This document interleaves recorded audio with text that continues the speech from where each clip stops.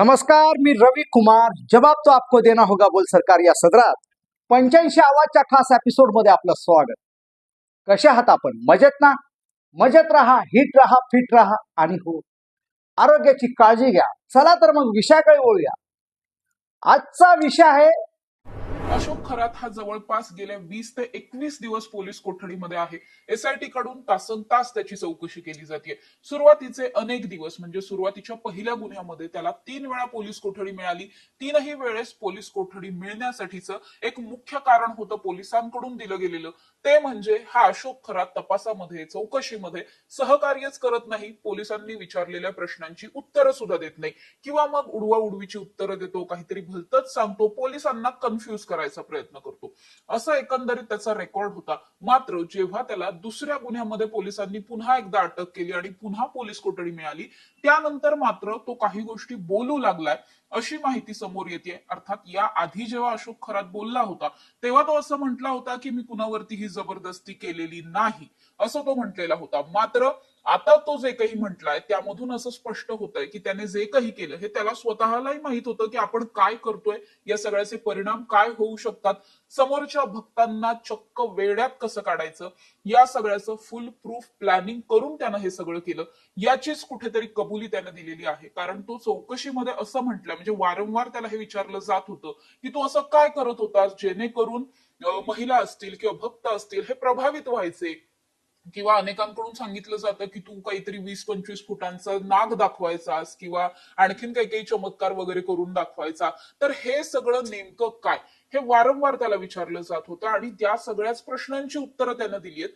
तो असं म्हटलाय की मी काहीही दैवी चमत्कार केलेले नाहीत, काहीही आविष्कार वगैरे असं काही करून मी दाखवलेलं नाहीये. मी जे काही केलं ते केवळ माझी हातचालाखी होती आणि त्याचबरोबर विज्ञान होतं. मी विज्ञानाच्या म्हणजेच सायन्सच्या मदतीनं भक्तांना चक्क वेढ्यात काढलं आणि त्यानंतरचा त्याचा एक सगळ्यात महत्वाचा डायलॉग होता. डायलॉग बाजीच केली असं म्हणावं लागेल, कारण तो म्हटलाय की दुनिया झुकती है बस झुकाने वाला चाहिए. आणि आता हा झुकाने वाला कोण आहे, तर हा अशोक खरात स्वतःला झुकाने वाला असं म्हणतोय.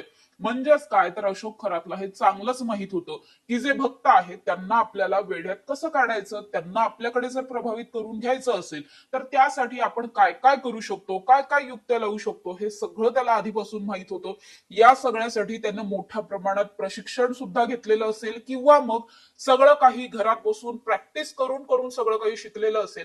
कारण आतापर्यंत जर आपण बघितलं तर सगळेच जे जादूचे प्रयोग करणारे जादूगार असतात हे सगळे जण असं सांगतात की आम्ही जे काही करतो हे अजिबातही चमत्कार नाहीये, हे केवळ सायन्स आहे आणि हातचालाखी आहे.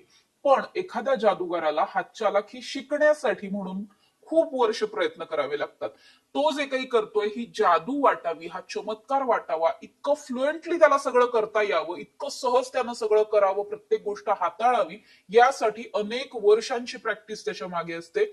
याचाच अर्थ काय की अशोक खरात जेव्हा असं म्हणतोय की मी विज्ञान आणि हातचालाखीची मदत घेतलेली होती, मी हे सगळं करूनच भक्तांना धमकवायचो, घाबरवायचो, त्यांना प्रभावित करायला भाग पाडायचो, हे सगळं जेव्हा तो सांगतोय त्याचा अर्थ असा होतो की गेल्या आता जरी तो 20-25 वर्षांपासून या सगळ्या भक्तांच्या मध्ये आहे आणि त्याचा हा सगळा भक्तवर्ग त्याने या 20-25 वर्षातच जमवलाय, मात्र त्यापूर्वीपासून कदाचित तो या सगळ्याची तयारी करत होता, प्रॅक्टिस करत होता. आता तो दैवी चमत्कार म्हणून जे काही करतोय ते गेल्या अनेक वर्षांपासून त्यानं त्याची रिहर्सल केली असणार आहे आणि त्यानंतर आता तो हे सगळं भक्तांना करून दाखवायचा. त्यामुळे अजूनही काही लोक असे की अजूनही ज्या लोकांना अशा पद्धतीच्या बाबा बुवांवरती विश्वास बसतो, हे बाबा बुवा काहीतरी चमत्कार करतात वगैरे असं अजूनही काही लोकांना वाटतं, त्यांनी या सगळ्यातून धडा घेणं प्रचंड गरजेचं आहे. आज स्वतः अशोक खरात त्याच्या तोंडानं हे सांगतोय की मी काहीही करत नव्हतो, दैवी चमत्कार वगैरे मला काही येत नाहीत, मी जे करायचो ते केवळ विज्ञान होतं. पुन्हा एकदा हा सगळा विषय येऊन तिथेच थांबलेला आहे. एका बाजूला अंधश्रद्धा आहे, पण अंधश्रद्धा पसरवण्यासाठी सुद्धा विज्ञानाचीच मदत घ्यावी लागते. एकीकडे लोक विज्ञान नाकारतायत आणि अंधश्रद्धेची कास धरताना पाहायला मिळतात, मात्र ही अंधश्रद्धा पसरवण्यासाठी सुद्धा मदत घेतली जाते ती विज्ञानाची. सरते शेवटी विज्ञान हेच अंतिम सत्य आहे असं म्हणावं लागेल.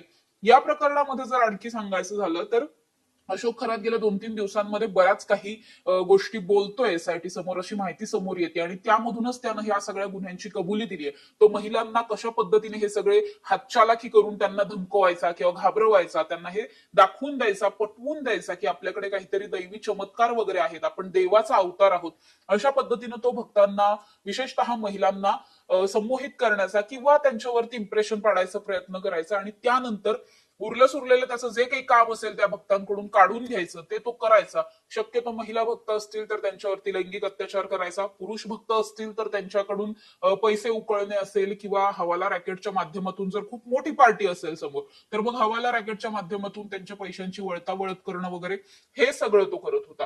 त्यामुळे आता कुठे या प्रकरणामध्ये अशोक खरात हा कबुली द्यायला लागलेला आहे. आणखी तो या विषयामध्ये काय काय बोलतो हे पाहणं महत्वाचं असणार आहे. दुसरीकडे अशोक खरातची जी मुलगी आहे तृप्तबाला, मुळात या नावावरून सुद्धा अनेकांना प्रश्नचिन्ह आहेत की हे असं नाव का आहे त्याच्या मुलीचं किंवा त्याच्या बंगल्याचं नाव हे का आहे. जेव्हा त्याच्या बंगल्याचं नाव कळलं त्यानंतर हे समजलं होतं की हे नाव केवळ त्याच्या बंगल्याचं नाही तर त्याच्या मुलीचं नाव तृप्तबाला आहे, जिचं लग्न सुद्धा झालेलं आहे आणि याच तृप्तबालाची आज कदाचित एसआयटी कडून चौकशी होणार आहे. त्यामुळे एकीकडे पाहायला मिळतंय अशोक खरातची पत्नी आणि मुलगा फरार आहे. दुसरी जी लहान मुलगी आहे तिला आतापर्यंत तपासासाठी बोलवलेलंच नाहीये, पण जी मोठी मुलगी आहे तृप्तबाला, ती कदाचित तिचं वय पाहता अनेक वर्ष ती या घरामध्ये राहिलेली आहे, त्यामुळे तिला तिच्या वडिलांचे अनेक कारनामे कदाचित माहीत असू शकतात. त्यामुळेच तिची सुद्धा आज चौकशी होणार आहे. त्यामुळे त्या चौकशीमधून ती आणखी काही तिला माहिती असलेल्या गोष्टी वगैरे एसआयटीला सांगते का, हे सगळं पाहणं महत्वाचं असणार आहे. उद्या या प्रकरणामध्ये पुन्हा एकदा सुनावणी पार पडणार आहे. आजचं जे काही स्टेटमेंट त्याने दिलेलं आहे किंवा काल आणि आज मध्ये या सगळ्या चौकशीत तो बोललेला आहे, या सगळ्या गोष्टी उद्या ऑन रेकॉर्ड सुद्धा येतील. त्यानंतर मात्र आणखी पुढच्या सुनावणीमध्ये वगैरे काय होतंय हे सगळं पाहणं महत्वाचं असणार आहे.